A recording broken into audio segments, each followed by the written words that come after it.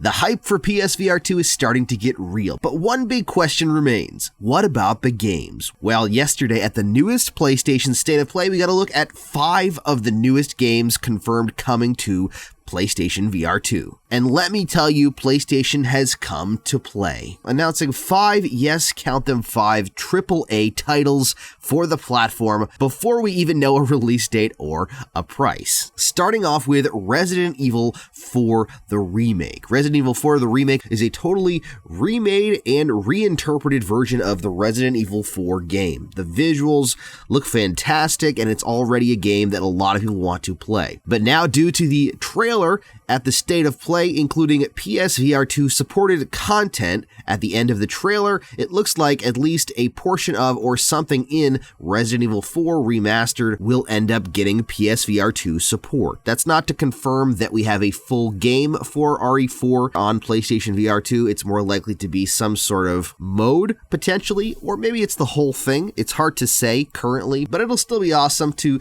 see this big title bring PSVR 2 support. Visually, it is fantastic. We already have Resident Evil 4 on Quest 2, but that is the original, using the original visuals, although totally remade for the modern age with higher resolution and all that good stuff. This is a reimagination with brand new visuals, so this could be significantly more terrifying and completely amazing with the brand new system. Speaking of Resident Evil, it's long been assumed at some point we were going to get a Resident Evil 8 in virtual reality, and that is now confirmed. PlayStation VR 2 is getting Resident Evil 8, and it totally makes sense considering PlayStation VR, the original headset, had Resident Evil 7. This one, though, looks like it actually uses motion controllers, the brand new PSVR 2 Sense controllers. You can tell this by the way that the hands move with the reloading actions and the dual wielding weapons. Of course, it would be a huge miss if Sony decided not to push for people to use those motion controllers due to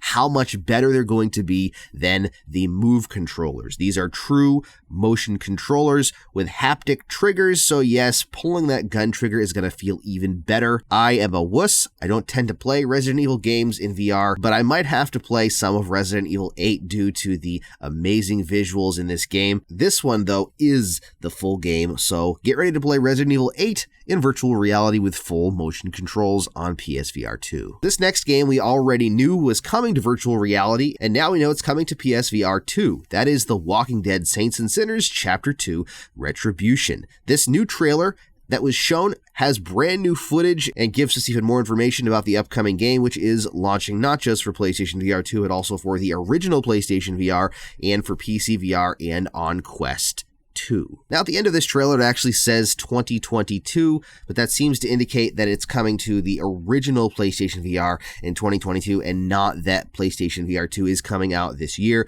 Still possible.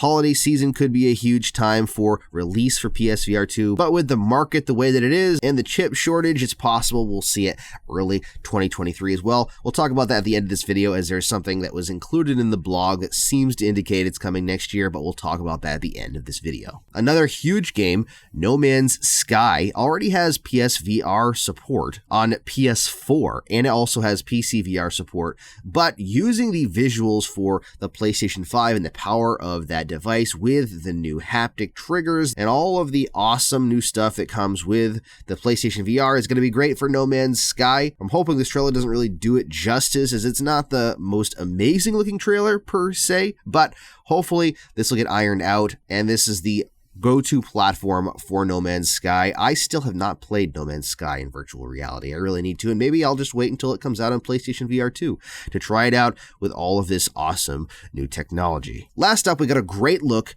at Horizon Call of the Mountain. I personally was worried that it was going to be just an experience where you ride in a boat, and while that is part of the game, they actually said in a blog post that there is a mode that's a river ride mode where you can sit in a boat and watch things happen around you, that it's great for those that are new to VR or you want to show off PlayStation VR 2, which is awesome to have that experience. But according to this trailer and everything in it, Horizon Call of the Mountain, the main experience, is going to be a full game of some kind. not just an on-rails experience. With bow combat against the robotic dinos and the ability to meet up with some of the amazing characters from the Horizon series, Call of the Mountain looks like it could be a fantastic way to showcase what PlayStation VR 2 has to offer. That would be my guess as to what this is. This is a full PlayStation VR 2 exclusive, and my guess is this is going to be the showpiece for PlayStation VR 2 when it launches, showing what the power of the PlayStation 5 brings to virtual reality and what all of the new technology built into PSVR 2 does. Imagine pulling that string back with the haptic triggers and letting an arrow fly and feeling it. That could be amazing. There's also haptics in the actual headset too, so imagine actually feeling the rumble of one of those robo-dinos stepping down near you. There's so much opportunity for cool stuff for using this technology that is coming for PlayStation VR 2, and I, for one, am extremely excited. I kind of did want to see more from the State of Play. I wanted some new stuff. We already know about No Man's Sky and The Walking Dead Chapter 2, and even Horizon Call of the Mountain. And it was assumed that Resident Evil 8 was going to get the VR treatment. Resident Evil 4 was a good surprise, although we don't really know what's coming, but I really wanted to see some original stuff or some big IPs that were getting the VR treatment for PlayStation VR 2.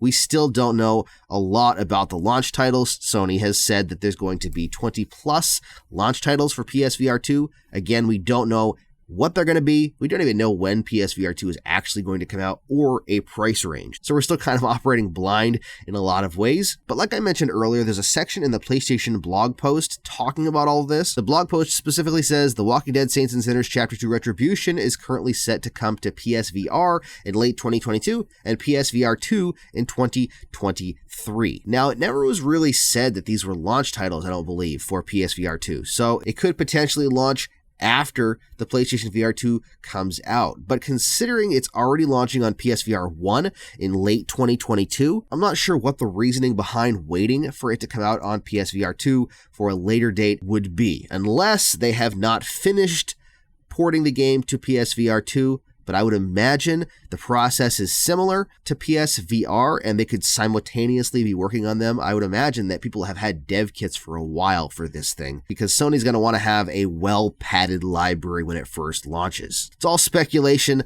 Obviously, we have no idea when PSVR 2 is actually going to come out, but are you going to grab a PlayStation VR 2? Let me know down in the comments if you got a PS5 already and if you're going to grab one of these suckers, or if you're looking for a PS5, or maybe you really couldn't care less about PlayStation VR 2. Let me know that down in the comments as well. And if you want to keep up to date on all things PlayStation VR 2, virtual reality, and even Quest 2, hit that subscribe button down there and the bell icon for notifications.